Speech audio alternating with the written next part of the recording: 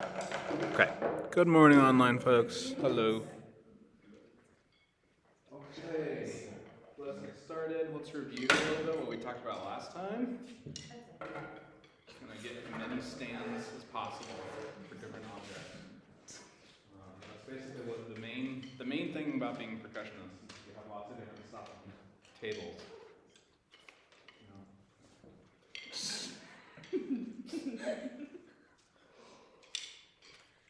It's really hard for me during the Zoom era of teaching, circa 2021, you may remember. I didn't even get any courtesy laughs from my dumb jokes. Oh, thank you. Everyone's just muted. Okay. So, plan for today, we're gonna work on some of the stickings that were your homework, okay, in class. We're gonna use stroke types a little bit, real quickly. We're gonna maybe just touch on rolls a little bit, but we'll keep working on that, and then we're gonna talk about parts of the snare. So kind of 4 things we're gonna try to go through quickly. One, just a bit of housekeeping business. I'm gone on Thursday, so I will record a lecture and you can watch it at your leisure. You do not have to watch it at 8 a.m., but you are welcome to if you wanna. Or should we watch it? I could pre-record it. We could project it in here. You guys could all come and watch it in movie. Family movie. Yeah. Family movie morning. So I will do that. Part 2 of that is that I'm not 100% sure when I'm getting back to North Dakota because I have to fly to New York and then I have to drive my car back, which is fine, but I also want to see my daughter for a little bit. So there's a chance I might not be here in time for Tuesday morning's class.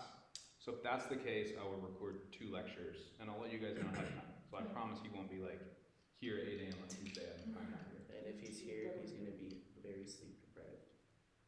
We'll see. Anyway, so have fun relaxing this weekend while I'm driving to Ohio. Ohio. Yeah. It doesn't exist. Yeah, we'll see. We'll find out. Okay, so just real quickly, can I ask some nice person to bring the concert snare drum up for me? I knew it was going to be Alexis. She's the closest. Okay. Well, I was exempt from I'm that. kidding. Okay, so we introduced stroke types last time, right? And how many do we have? We have 4. Thank you so much. And what are they? Is that The like Rebound. Rebound. Oh, that stuff. That's Yep. what Downstroke. Downstroke. And then Upstroke. the last one was attack. Yes. Wow. A+. Why do I have 2 chairs and okay, so let's go through some of these together. Right, you can think about all of them as being different combinations of starting up, starting down, ending up, ending down. Right?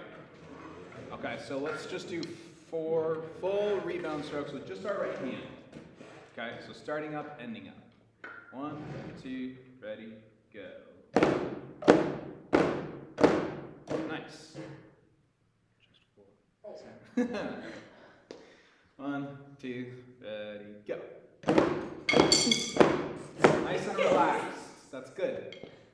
If it helps, I'd still do that while I'm warming up, like probably 50% of the time. 1, 2, again, go. Good. Now let's do just left hand. 1, 2, ready, go. Cool. Again, 1, 2, left hand. Again, 2, ready, go. Cool. Now what I want us to do is 4 on the right and then 4 on the left and repeat that. Okay, and we'll just keep it going for a little bit and I'm gonna come around and fix some things. Okay, 1, 2, ready, go.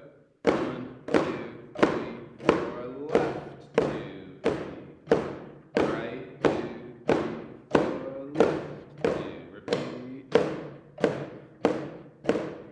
just like a little bit out. Can you relax him a little bit? Yes. That's it.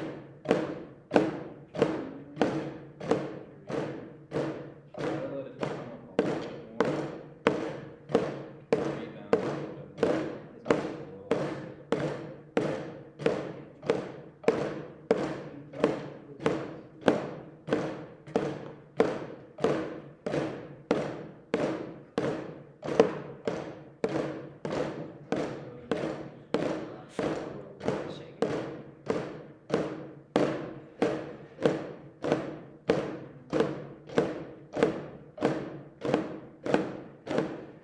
Don't rush.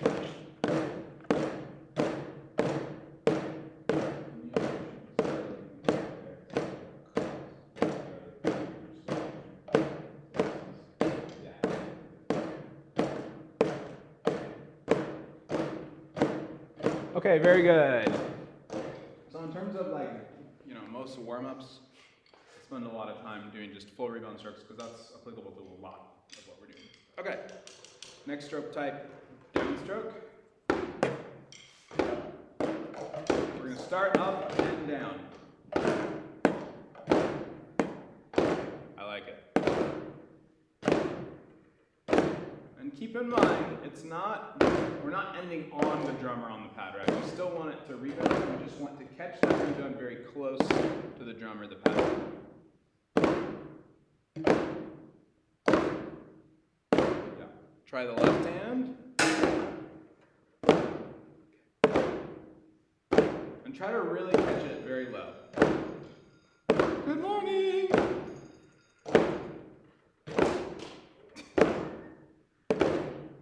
Sorry to laugh at you. Okay.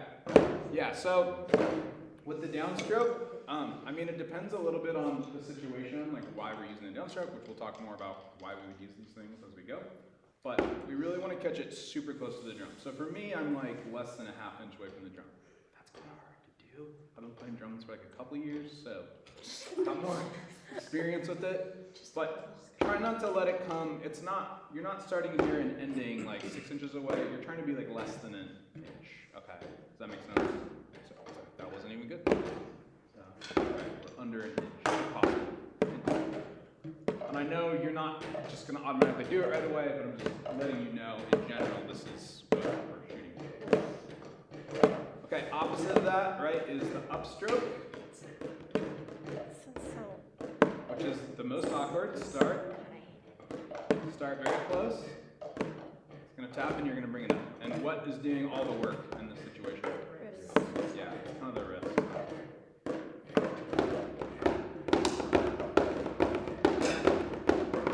I think once you start going, in certain contexts, maybe your arm helps a little bit. Think about that as I go. But essentially, your wrist is pulling this thing up, doing extra work. It feels silly, right?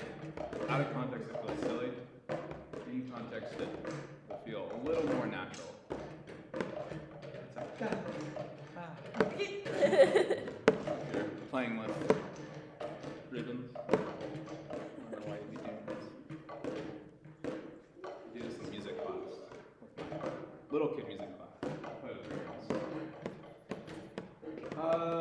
Okay, and then tap, start low, end low. In some ways, it's easy to just think of this as like you're playing very quietly. In context, it functions a little bit different, but essentially you're starting really low to the drum and ending really low to the drum. Okay, those are our 4 stroke types. Good. Assignment. Can you go ahead and does everyone have access to looking at the sticking? We can choose. There's a lot of standing involved in making this class functional. Oh, I'm like right in front of them.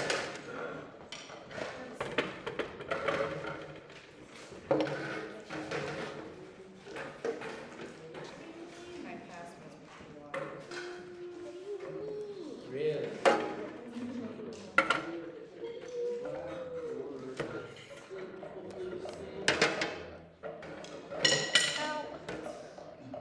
Yeah, at least I don't have a wrist in it. Jesus. That was uncalled for. Seems seriously unnecessary. I'm like really. Oh my gosh,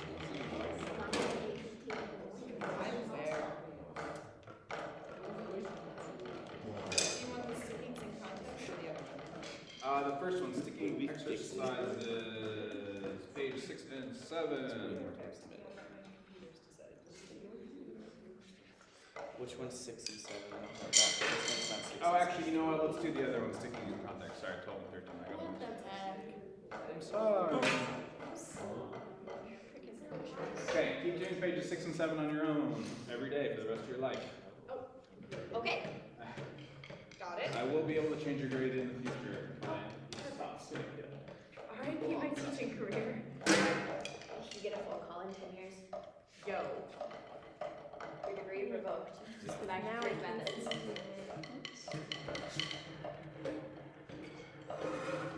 Oh, hey. That makes sense. Okay.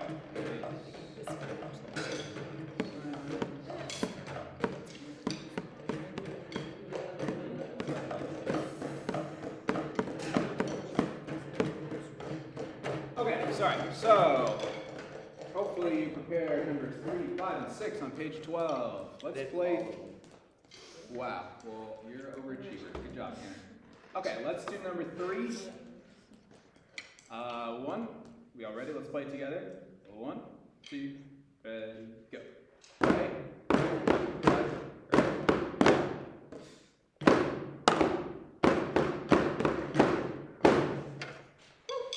If you're in this field of vision, Elizabeth and Marco,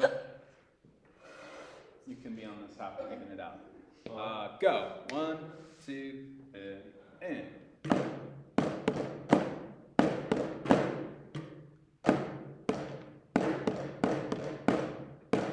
Okay, cool. I want to talk about something real quick. Note length. Okay. Who wants to play measure 3 for me? Alexis, play measure 3. 1, 2, ready, go. Great. Okay, was that a half note? Everyone's uncomfortable. Yes. Okay. Here's the thing about playing a lot of percussion instruments. Some of them are very resonant, like a cymbal, right?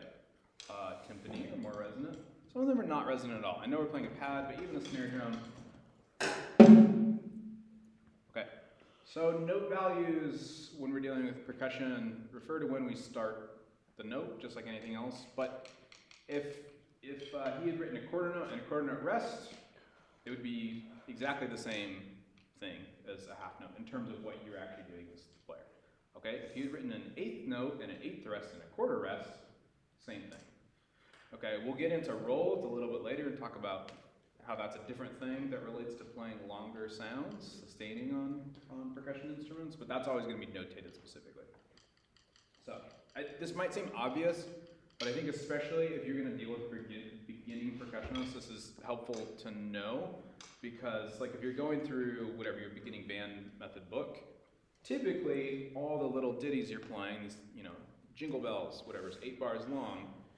Everyone else is dealing with note length, essentially, right? They're dealing with quarter notes and half notes.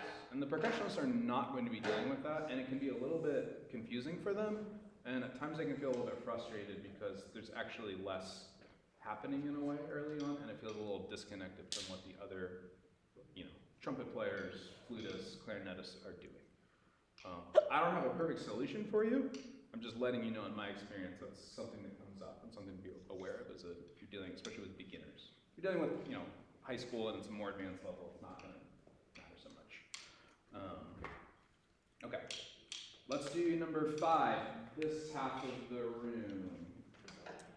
1, 2, number 5.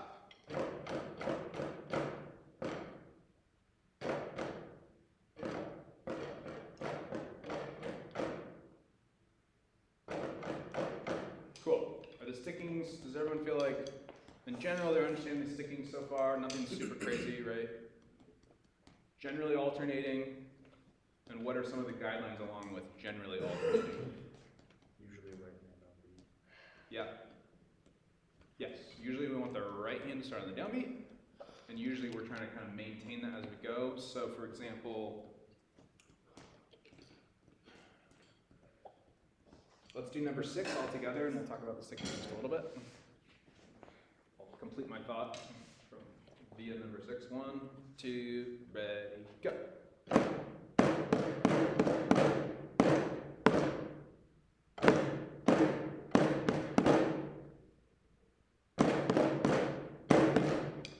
Cool.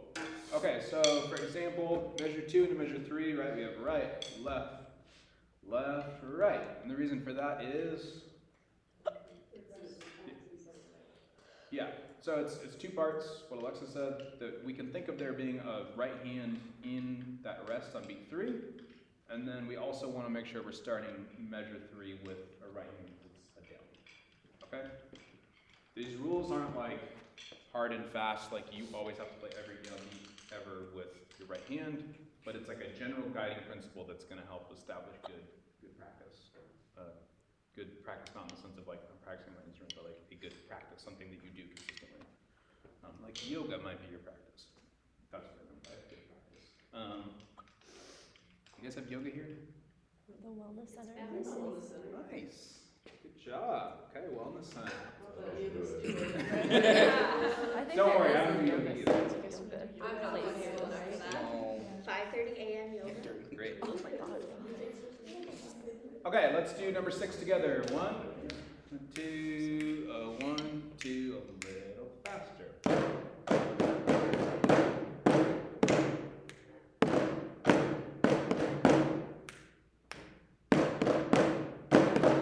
Cool. All right, let's skip to the next page, 13. What is it? We can read rhythm, guys. All right, number 10. Right. It gets a little trickier because we have syncopations. But luckily, you guys are expert musicians already. You understand syncopation, so I don't have to explain that part. Just need to make sure our stickings are good. All right, who feels like really good about number 10? This whole page was kind of a struggle. I'm not going. Maddie, Oh, were you raising your hand? yeah. Let's hear it. You got this, I believe. 2.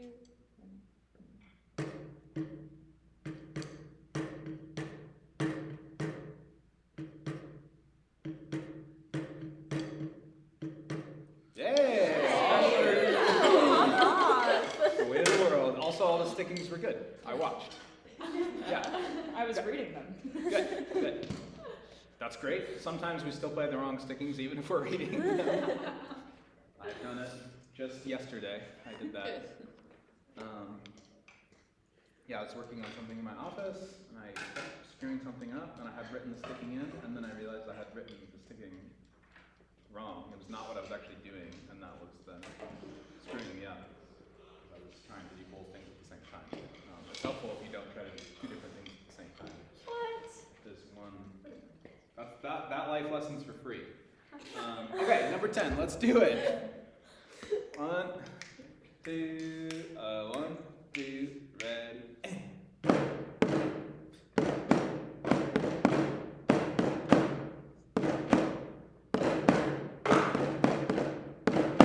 Cool.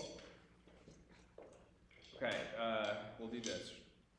Raise your hand if you got at least half of the stickings correct. Okay. Keep it up if you think you got like 2/3 of it correct. This is a judgment-free zone. Keep it up if you got at least 3/4 correct. Keep it up if you got 90% correct. 100%? Okay, so we're feeling like pretty good about this. Okay, this is not like a who did it right. I just want to know how you're feeling. What? It's our grade for the rest of this semester. Yeah. Yes. Okay, number 11. Let's do it. Who feels good about this one? Who wants to do it? Elizabeth, you want to do it? Sure. You raised your hand. That's true. 1, 2, ready, go.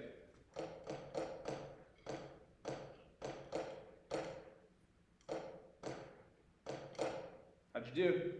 I think I 100%. Good. If I didn't, that's I embarrassing. think you did too. I couldn't Okay. quite see everything that was happening back there in the second row, but it seemed correct. Thank you. Cool.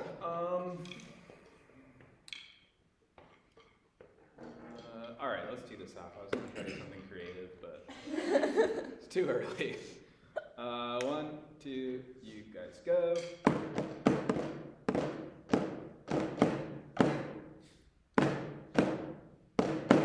Good. You guys go. 1, 2, ready, go.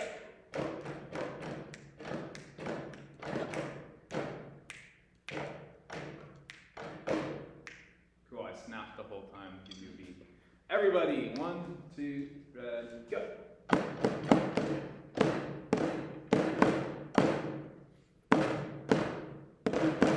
Cool.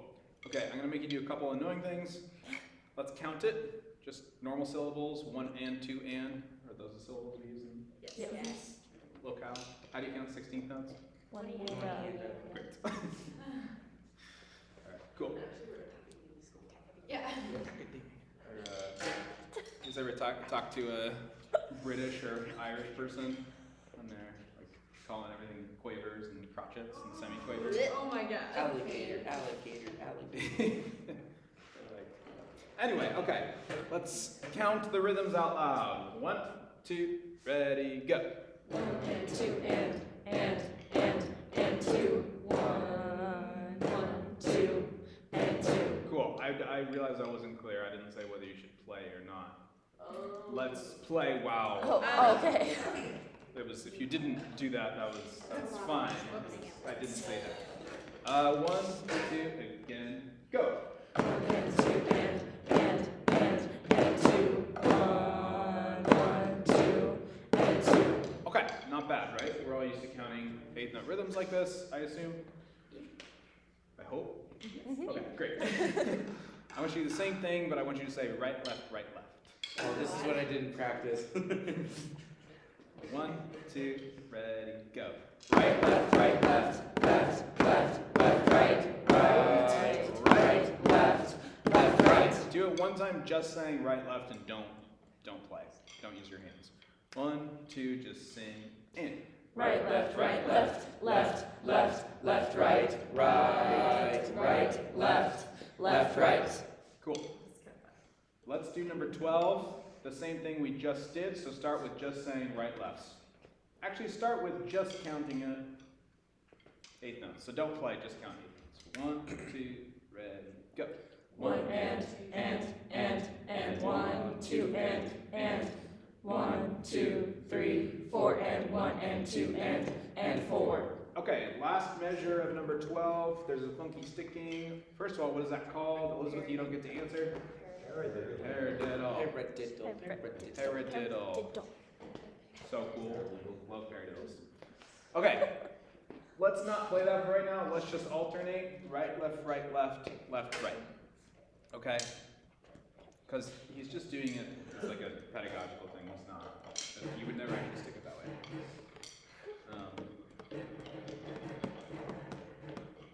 Okay, what did we just do? Did we already say with right and lefts? My brain is, okay, great. Let's play it now while saying right, lefts out loud. Okay. 1, 2, ready, go. Right, left, left, left, left, right, right, left, left, right, left, right, right, left, right, left, right, left, left, right. Nice. Okay. One more time, just playing, no out loud singing. 1, 2, ready, and.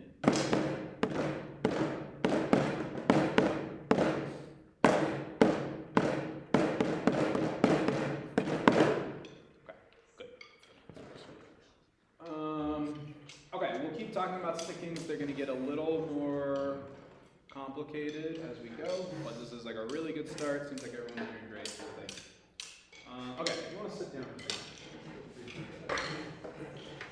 On your feet.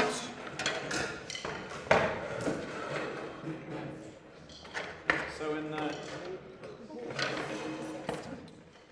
U.S., we sort of have this thing where percussionists stand when playing basically every instrument, except for maybe timpani. But in Europe, those guys, I'm using guys as a gender-neutral term, but those guys just sit all the time. They got it figured out in Europe. Just sitting playing snare drum, sitting playing vibes. They're like, why would you stand? You can just sit. So why do we stand then? I don't know, but we do. You look cooler when we stand. They are better, but They must be playing a pretty short vibraphone. they have some different instruments. Yeah, so like I have a friend who's Swiss. He's an amazing player, but he came to the U.S. to study at Eastman for his master's degree. But he auditioned at like a bunch of conservatories. This is a long time ago. And he was like, I had never played. You'll see, you guys probably have noticed this. Like marimbas and xylophones, the keys are different levels, right? You have the white keys and then the black keys are actually raised, right? That's very standard. He had never played a xylophone with raised accidentals before, so he like walks into an audition at Manhattan School of Music and he's like, I gotta stand up and play this funky xylophone. He did not get in there, but he figured it out. Yeah, but they're always sitting down playing snare drum. It's kind of fun. Anyway, all that was to say. Let's sit down for a moment. So, we're kind of in our snare drum unit, but we haven't really talked about the snare drum, and partially just because snare drum, for our purposes and for a lot of general percussion and pedagogy purposes, is sort of just synonymous with like basic technique and like basic hand technique. I was thinking about that this morning and why we do that, and I know why we do it. It's because it does provide sort of a controlled foundational experience that we can then transfer to a bunch of different instruments. So pedagogically, it makes sense to kind of spend a lot of time with this instrument and transition out to other instruments. However, I was also thinking that, especially in high school band, middle school, high school, whatever, in the percussion section, the students tend to think of the snare drum as sort of like the protagonist of the percussion section. Like, this is the main character. And that's not really true, and I would say especially the further you go along in playing, that becomes less and less true. There's some practical reasons why that happens. Typically those parts are a little bit more complicated, right? And so oftentimes the best player tends to get those parts, especially when it gets to maybe high school and we're a little more okay with like, okay, you're the best player, you play the snare drum. But I do think as an educator it's important to keep in mind that yes, it might be a little more rhythmically involved, but the snare drum is not actually like the main character of the percussion section. Everything is equally important. They just have different roles. Okay? And this isn't just like I'm not saying this is like a dumb thing, like, let's make the other instruments feel good about themselves, like the inanimate objects. But it really is important to keep that in mind. And one thing I tell students, especially when I'm working with high schoolers, is yes, I spent like 1 billion hours of my life practicing snare drum, but I made more money playing tambourine, triangle, cymbals, and bass drum than I've made playing snare drum throughout my life, because those are all things I get hired for all the time, whereas only one person's playing the snare drum, and somebody has to do everything else. Anyway. That's like maybe a weird way to put it, but if you're like a gigging musician, it's not, nobody's like, the only thing you're here to do is play snare drum. And just as sort of like a general outlook about the instrument. But with that said, we need to learn a little bit about this instrument as we go. So, first of all, why is it called the snare drum? What does the word snare have to do with? There's a clip that you have to unlock. Okay, why is this called the snare drum? Our snare's on it. I know some of what'd you say? The snare just froze.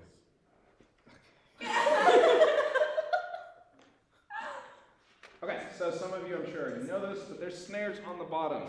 So that is the word for this metal. The online books can see this too. For this metal snare that runs along the bottom. There's different kinds. A marching snare drum has them too. They look much different. They're not actually metal on a marching snare drum.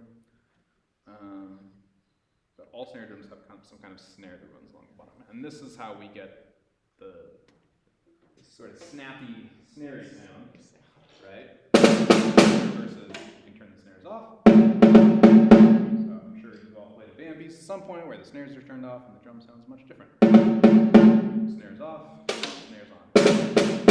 Okay. The snare drum is the only drum that has a snare on it, basically. That was why it's the snare drum. It doesn't really come up on any other thing. Okay, basic parts of the drum. We have a top head and we have a bottom head, but they actually have also you might want to take notes on this. It is in your book also, but I'd like to think that my explanation is just as worth writing down as Ken was. It might not be, but we're still going to do it.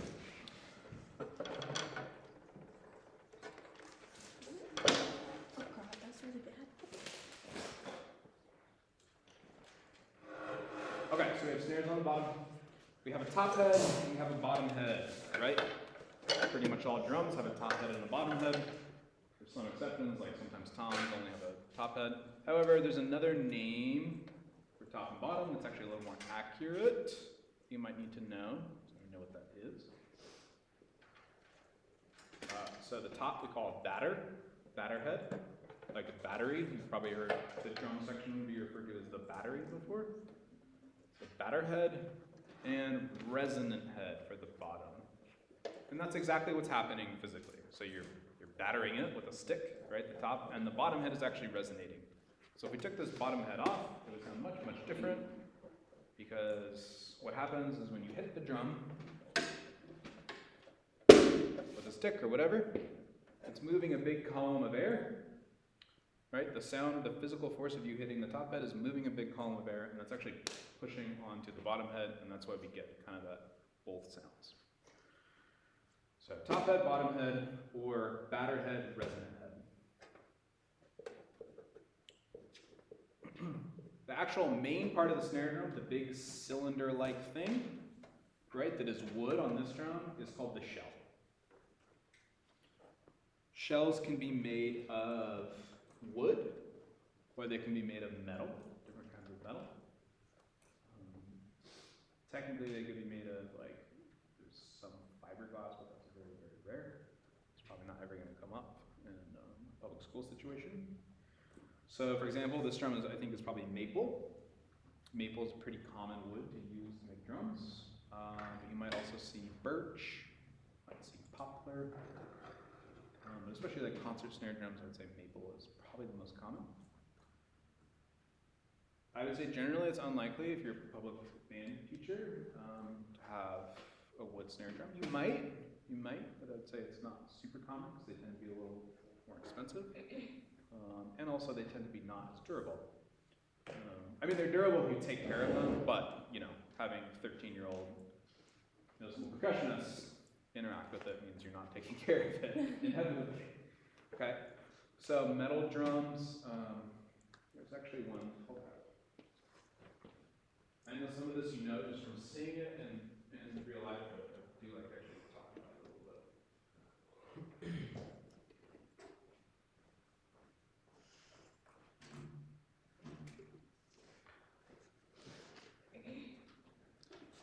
So metal drums could be aluminum, they could be brass, could be maybe stainless steel. Does it sound different? Yes, they definitely sound different. But like this drum is aluminum.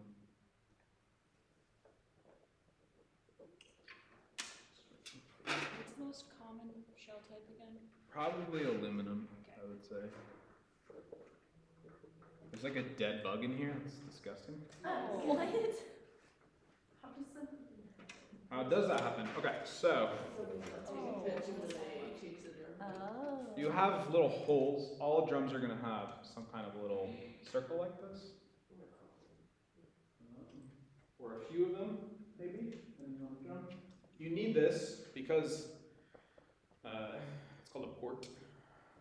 You need this. You don't really need to know that, to be honest, but because when you're moving all that air inside the drum, it actually would be a problem if some of the air couldn't get released, right? It's kind of like you know how your traveling coffee mug or whatever has a little tiny thing in the back for some of the steam to come out. like releases a little bit of that so it doesn't build up too much. Same kind of idea. Okay. And then all the way around the shell, right, we have lugs and the lug casing. Some people are like really anal about the difference, but essentially, I mean, the long and short of it is you basically have a screw that goes into a casing, okay, and you have them on the top and the bottom. So the lug is the fancy name for the screw. I mean, it is a lug, it's different than a screw, but it's essentially a screw. It goes into a lug casing. And what the lug does is it applies pressure to the rim, right? That's the round metallic thing that goes all the way around the drum. There's one on the top and bottom. And we can adjust the tension on the lugs to make it tighter or looser. So we tighten the lug, it pulls down the rim, which puts pressure on the head, which makes the head tight enough for us to play. Okay. And there are different, you can do different, basically different tensions based on what your preferences are for the drum. But if it's too loose, it will, the head will not be taut, and like you'll see wrinkles and it will sound bad. Like it'll be very obvious that it's too loose. This drum's too low, but you can still see that the head is still taut. There's no like wrinkles or ripples in it. So if it's really too loose, it's going to be very obvious, I would say. This drum is just too loose for my general like preferences as a percussionist, and I would say it's too low for what the drum should be, but it's not like problematically low for like if you're teaching a middle schooler, it's not like going to cause any issues. It just does. I just don't think it sounds very good, if that makes sense. And then just going back real quickly to the snare. The snare is attached to the snare strainer. I don't know why it's called that. This one is broken. A lot of snare strainers are broken. The snare strainer is just essentially the mechanism to turn the snares on and off. So I'm doing it loudly, so you can't hear me turning it on, but you should be able to do most drums softer. Depends on the kind of drum it is. Some are louder than others. Concert snare drums in particular tend to have a quieter mechanism, which is nice because you probably want it to be quieter, and if you like need to suddenly turn it on to go from like the pretty growl at the beginning to the rhythmic thing, you don't want to be like all right, we're ready to go, right? Whereas in maybe a rock band, it's a slightly different situation. If a snare strainer is working correctly, you can adjust the tension of the snare drum via this little knob. Okay. So if you completely loosen it,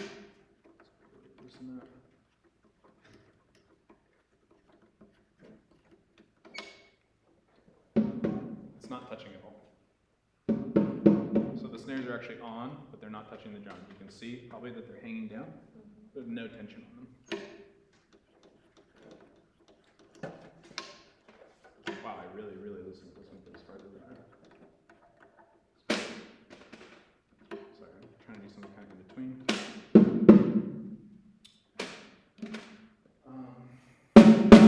Hear how it doesn't sound very good? So I tightened the snares, but they're definitely not tight enough. Okay, we don't like that. So we want the snares relatively tight. However, if you're like straining to get it tight, it's probably bad. You probably don't want it that tight. It still sounds bad to me. This is as tight as it goes. And that actually sounds fine, which tells me that the snares need to be adjusted a little bit, but that's beyond the purview of this class. It's almost completely tightened. Generally, I would say you don't want it completely tightened, but you want it most of the way. It's just like a very approximate description of where you want your snares. Any questions? Did I miss anything? Did I leave anything out? Elizabeth, did I forget a part of the drum that's important to know? I don't think so. I don't think so. You said them all. Okay. Okay, 7 minutes left. Good. Okay, so real quick, bottom head or batter head, bottom head, let's say top head or batter head, bottom head or resonant head. Rim, lugs going into the rim. Shell, rim on the bottom, lugs going into the rim on the bottom. Snares on the bottom, snare strainer. And that's it. On this side, you can see the other end of the snare, so you can't really, it's just like this is what's holding the other end of it, so that's what it's pulling on. So I wouldn't recommend you guys do this, but like if I were gonna work on this drum, because I was saying like, it's kind of weird that the snares are that completely tightened and that's what it sounds like, I might completely undo this and work on making the actual snare mechanism a little tiny bit tighter, but you should not do that, okay? That's something you should either have more, like either work on with a percussionist to learn about or just have a percussionist do it for you. And not like a junior high percussionist, like a professional percussionist. It's easy to screw up. And then you might be, I mean, you could fix it also. It's not like super complicated, but that's not like a band director 101 thing. Band director 201, next level. Okay.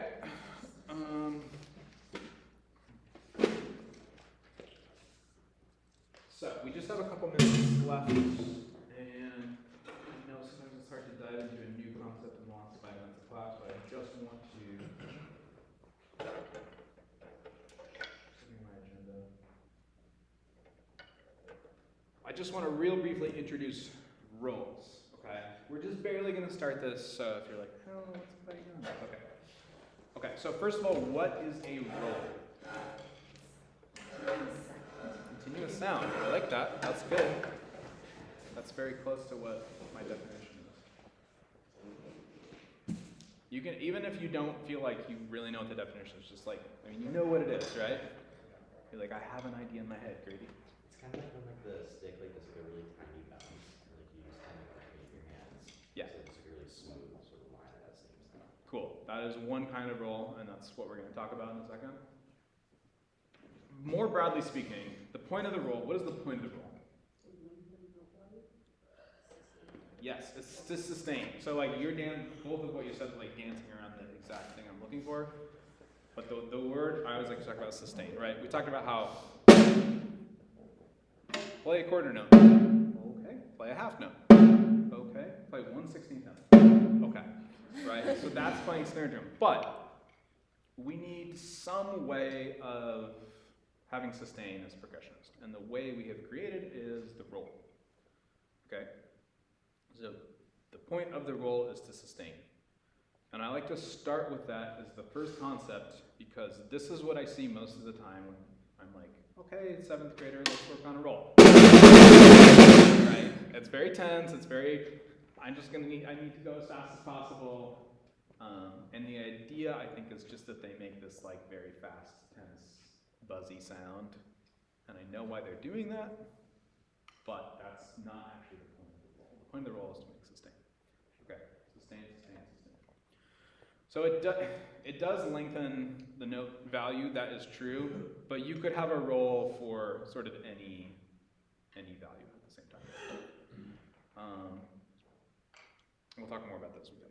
Okay, so the first thing is there's actually a few different kinds of rolls.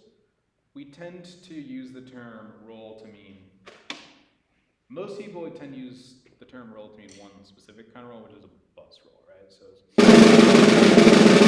right, that's sort of what you're thinking in your head is like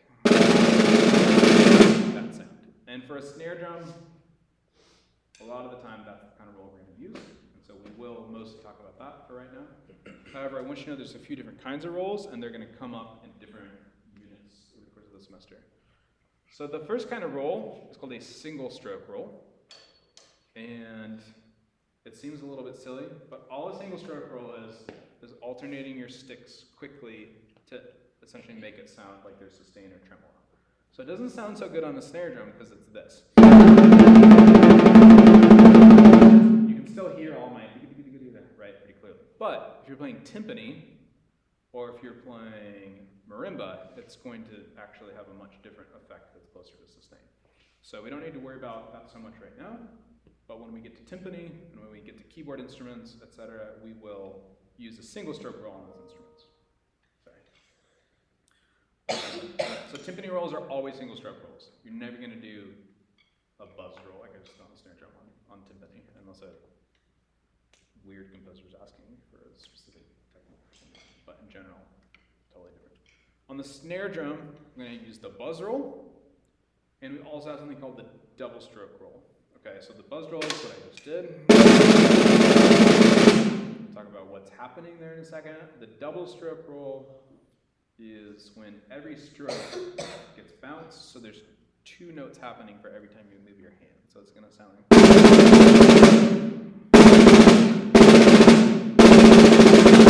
Okay, and if that sounds like a little bit marching bandy to you, that's because that's the context we use double stroke roll in.